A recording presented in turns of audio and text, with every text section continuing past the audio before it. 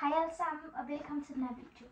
I dag så er det, jeg vil vise alle mine Chessamika ting. I kan se i hvert fald, at jeg har den her, og det er i hvert fald en af mine Chessamika ting. Så videre i videoen, hvis I vil se mere. Den anden ting jeg har, det er de her bukser fra On Me, og det er fra Jasmine Desiree Lind. Og jeg har også blusen, men den kan jeg ikke lige finde, så jeg fandt den tredje ting jeg har, det er selvfølgelig den her Baloo Squish Malou, eller ja, hvad det hedder. Jeg vil gerne have den mindste og den største, men dem ønsker jeg mig bare i fødselsdagsgave, så okay. Den fjerde ting jeg har, det er den her Baloo bare bamse. Sådan, det er den første jeg havde. Ja, wuff, wuff. Ja, er det den femte ting? Det er den her hættetrøje, som matcher til den her. Jeg tror faktisk ikke, man kan få dem mere.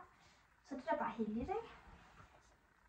Og inden jeg lige bliver videre med den her video, så husk at skrive ned i kommentaren, hvad for en I har, eller hvad for en I ønsker jer, eller hvad for en I synes bare er sejst.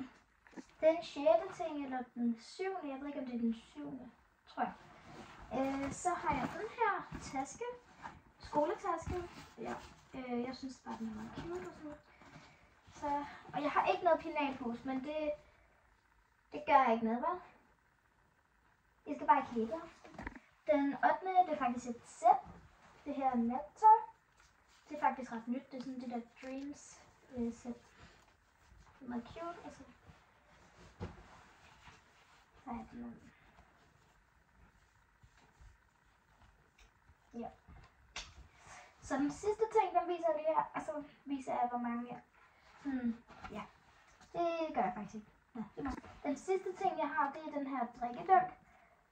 Den er meget lille, og jeg ønsker mig også madpakken, men den vil jeg købe. Den får jeg måske til jul eller sådan noget. Og så har jeg faktisk... ja, jeg har det der sengetøj, men det var åbenbart til vask, så det kan jeg ikke finde, men...